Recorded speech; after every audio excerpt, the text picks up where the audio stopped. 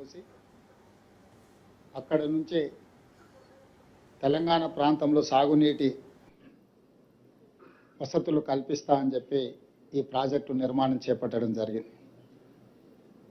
2015-16లో మొదలుపెట్టిన ఈ పనులు 2018-19లో పూర్తి చేసి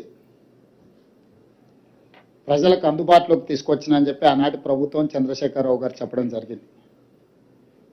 నిర్మాణం జరిగిన 3 సంవత్సరాల లోపే 2023 అక్టోబర్ ప్రాంతంలో మేడిగడ్డ బ్యారేజ్ కుంగిపోవడము,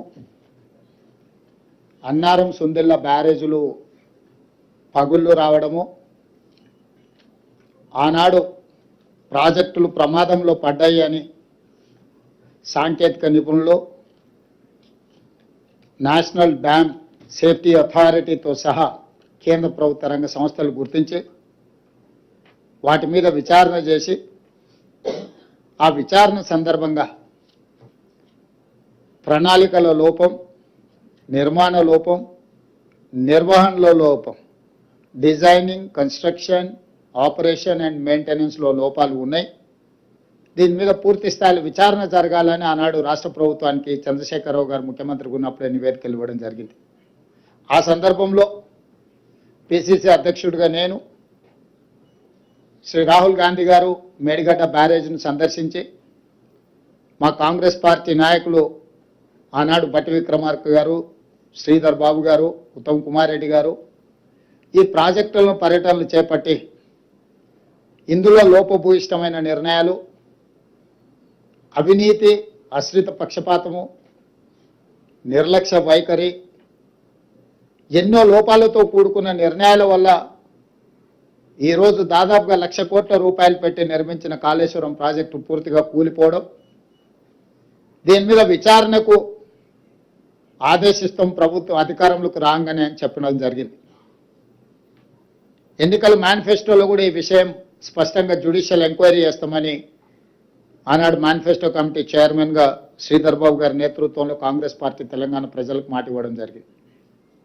ఆ మాట ప్రకారము 14/3/2024 నాడు జ్యుడిషియల్ కమిషన్ ఎంక్వైరీ చైర్పర్సన్గా పిసి ఘోష్ వారు ఆంధ్రప్రదేశ్ ఉమ్మడి చీఫ్ జస్టిస్గా, సుప్రీంకోర్టు జడ్జిగా మొదటి లోక్పాల్కి వారే బాధ్యత వహించి ఈ దేశంలోనే న్యాయ నిపుణుడిగా, జ్యుడిషియల్ సిస్టంలో అపారమైన అనుభవం ఉన్న వ్యక్తిగా పేరు ఉన్న పిసి ఘోష్ గారిని ఈ కమిషన్ చైర్పర్సన్గా తెలంగాణ రాష్ట్ర ప్రభుత్వం నియమించింది.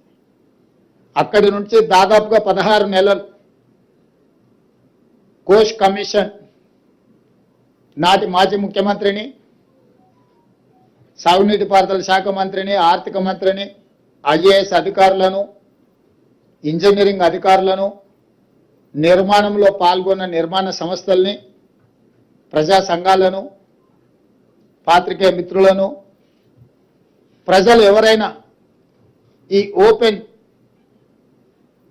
విచారణకి ఎవరైనా వచ్చి తమ అభిప్రాయాన్ని చెప్పొచ్చని అందరి నుంచి సమాచారాన్ని సేకరించిన సమాచారం ప్రకారం చంద్రశేఖరరావు గారిని, హరీష్ రావు గారిని, ఈటెల రాజేందర్ గారిని నోటీస్ ఇచ్చి పిలవడం ద్వారా వారిని ప్రశ్నించి వారి ప్రశ్నలకు వాళ్ళు వివరణ ఇచ్చుకోవడానికి, వాళ్ళు తీసుకున్న నిర్ణయాలకు గల కారణాలను, వారు అందించిన సమాచారాన్ని అన్నిటిని కూడా వారు విశ్లేషించడం జరిగింది.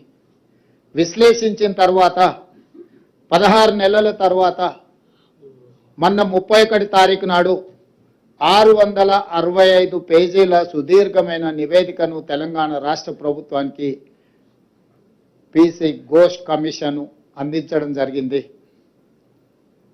ఆ నివేదికను పూర్తి స్థాయిలో విశ్లేషించి సంక్షిప్తంగా ఒక నివేదిక ఇవ్వడానికి irrigation secretary, law secretary, GID సెక్రటరీతో 3 అధికారులతో ఒక కమిటీని నియమించి ఆ కమిటీ నివేదికను మంత్రివర్గ సమావేశంలో మంత్రులందరూ కూడా వివరించడం జరిగింది.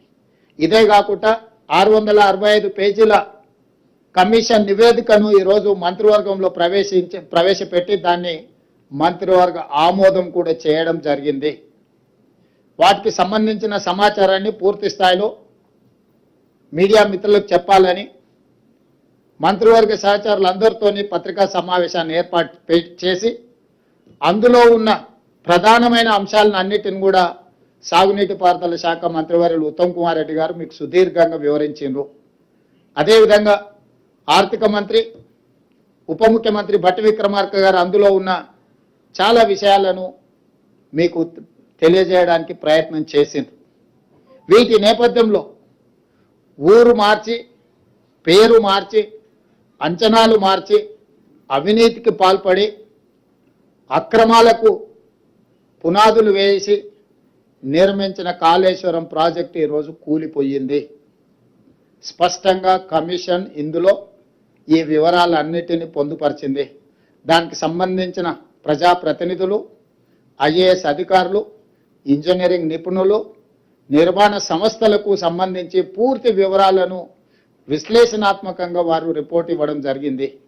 ఈ నివేదికను ఈరోజు మంత్రివర్గంలో ఆమోదించడమే కాకుండా రాబోయే రోజుల్లో శాసనసభలో ప్రవేశపెట్టి అన్ని రాజకీయ పక్షాలకు వారి అభిప్రాయాన్ని చెప్పే అవకాశం కల్పించి including leader of opposition the then chief minister Chandrashekar Rao గారు, ఆనాటి సాగునీటి పారుదల మంత్రులు, ఇతర మంత్రులందరూ కూడా ఆనాటి మంత్రివర్గంలో ఉన్న వాళ్ళందరూ కూడా వాళ్ళ అభిప్రాయాలు చెప్పడమే కాకుండా చట్టసభలలో, శాసనసభలో కావచ్చు, శాసన మండలిలో కావచ్చు, ప్రజాప్రతినిధులు స్పష్టంగా ఈ నివేదిక పట్ల ఒక అవగాహన తెచ్చుకోవడమే కాకుండా వాళ్ళ అభిప్రాయాలను స్వేచ్ఛగా చెప్పడానికి అవకాశం కల్పించాలని ఈరోజు మంత్రివర్గ సమావేశంలో మేము నిర్ణయం తీసుకున్నాం. అందుకే ఈ 665 పేజీల నివేదికను తొందరలోనే శాసనసభ, శాసన మండలి సమావేశాలను ఏర్పాటు చేసి అక్కడ ఈ నివేదికను ప్రవేశపెట్టి అందరి అభిప్రాయాలు పరిగణలోకి తీసుకున్న తర్వాత భవిష్యత్ కార్యాచరణను, కమిషన్ సూచించిన సూచనలను అమలు చేయడానికి ప్రభుత్వం ముందుకు వెళ్తుంది. ఎవరది? అవునా, న్యాచురల్ కదా, వాళ్ళు అదే విధంగా మాట్లాడతారు కదా, వేరే రకంగా ఎందుకు మాట్లాడతారు? ఒకవేళ అదే అయితే ఆ కమిషన్ ముందుకు వెళ్ళి వాళ్ళు ఎందుకు సమాచారం ఇచ్చిండ్రు, వాళ్ళు ఎందుకు వాదనలు వినిపించిండ్రు? తమకు అనుకూలంగా ఉంటే ఒక రకంగా, తమ తప్పులను ప్రశ్నిస్తే ఇంకొక రకంగా మాట్లాడడం అనేది మొదటి నుంచి వాళ్ళకున్న అలవాటు. ఈరోజు మేము కమిషన్ని వాళ్ళు తప్పుపడుతుండ్రు. ఇంతకుముందు భట్టి విక్రమార్క గారు స్పష్టంగా చెప్పారు, ఇది ఒక రాజకీయ పార్టీ నివేదికను, రాష్ట్ర ప్రభుత్వ నివేదిక కాదు, independent judicial enquiry report headed by Pinaki Chandra Ghosh, imminent personality. He headed as a Supreme Court judge, Lokpal chairperson, ఇలాంటి ప్రధానమైన బాధ్యతలు నిర్వహించిన వ్యక్తి 16 నెలలు అందరికి అవకాశం ఇచ్చి వాళ్ళు చెప్పుకోవడానికి అందరికీ సమానమైన అవకాశాలు కల్పించి ఈరోజు నివేదిక ఇచ్చిండు. కాబట్టి ఆ నివేదిక మీద ఇంకా ఎవరు ఏ రకంగా మాట్లాడతారు, ఏ రకంగా విశ్లేషణ ఇస్తారు అనేది వాళ్ళ విజ్ఞతకే నేను వదిలేస్తున్నా.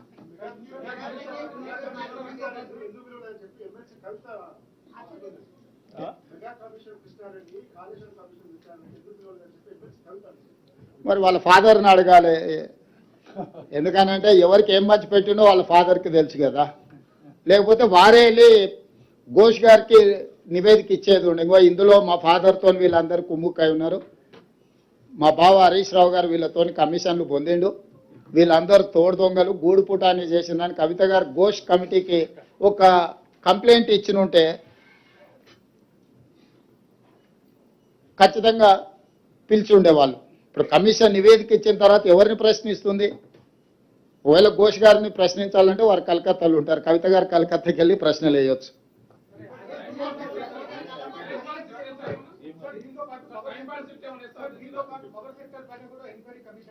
ఉన్నది ఈ రోజు. ఇప్పుడు రాహుల్ దీనికి కన్ఫైన్ అవుదాం.